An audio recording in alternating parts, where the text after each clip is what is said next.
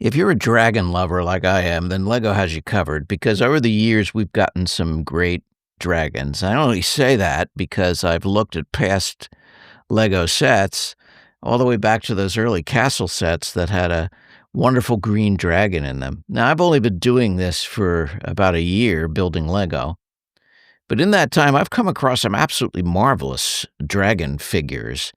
Certainly the Ninjago line has the corner on dragons. There's just some really great dragons that are even on the shelves right now.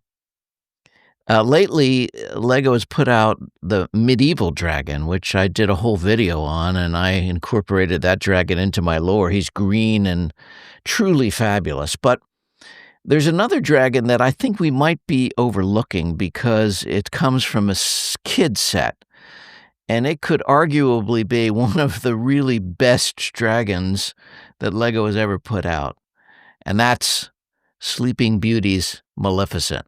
I'm Tom Bray since 1954, and welcome back to my YouTube channel.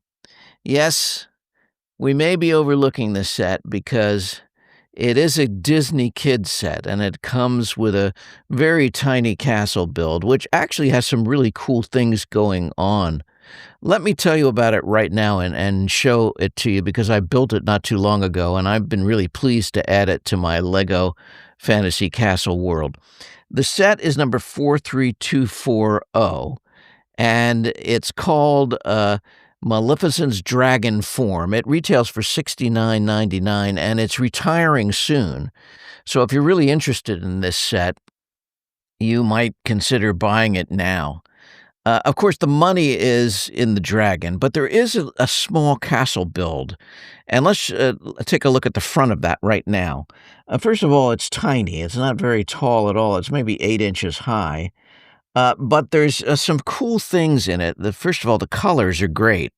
You know, the blue and the pink of the towers and turrets. It's not, there's nothing complicated about it, but there are some interesting play features. And possibly the coolest one is the thorns. You remember from the Disney movie, the thorns that grow around Sleeping Beauty's castle that the prince has to hack his way through and then fight the dragon. This play feature, which is the thorns, is activated on the back by the spinning wheel. And when you turn the wheel of the spinning wheel, the thorns move. The big thorny branch moves up and down, which is a really cool feature.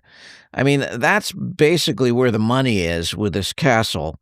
There is on the backside of it, there's a helmet for armor, and there are some jewels and a few other small pieces. But really, the basic play feature of the castle itself is those brambles, those thorns. And it's a cool feature. So I wouldn't discount the castle. It's certainly not a, spectacularly tall castle like we've been getting lately, like the Lego Medieval Horse Knights castle or anything like that. But it is very pleasant, and you could put it in the distance for a kind of forced perspective thing. But like I said, the money here is in the dragon. So let's take a look at the dragon right now.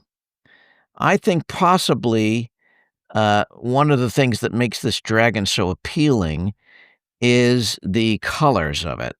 I mean, the fact that it's purple and a very pleasant looking purple with some kind of blue-purple accent tiles, which are very cleverly done. The face, which is screen printed, not a decal there, with purple accents and those fantastic green eyes.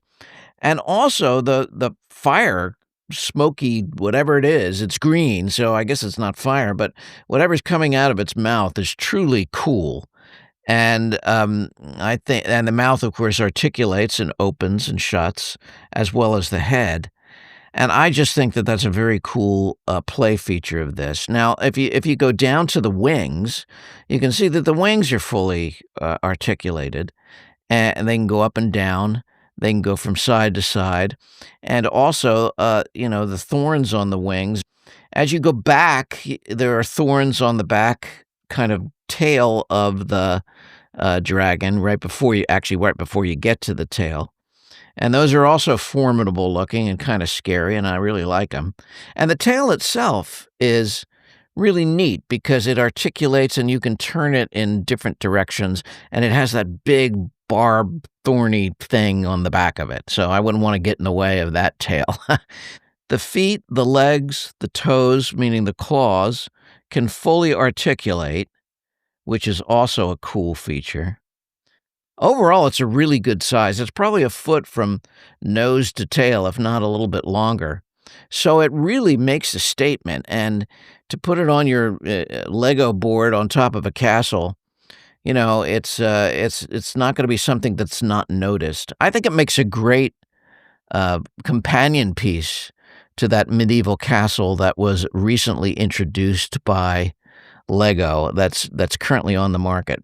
Now again, this set is set to retire soon, but it is currently available. You can get it off the Lego site. I bought mine at a discount. I believe it was from Amazon. I might have bought it off of eBay, but I got it for at least $10 less than what the retail price is. So I would start looking for that if you want this dragon as it begins to get closer to its retirement date.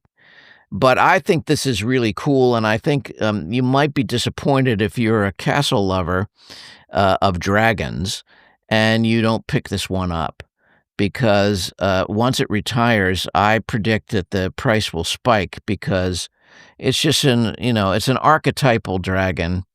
It's a very famous Disney story. It's one of the great Disney original animated features from the original canon. And if you're a dragon lover, you're gonna want to have this. So again, the Disney Castle set number 43240, which contains this dragon, as well as a small castle build, available right now. Let me know if you have it. Let me know if you've built it. Let me know what you think of it. Leave a comment for me. And as always, I really appreciate your support. So we'll see you next time. Enjoy. Happy building.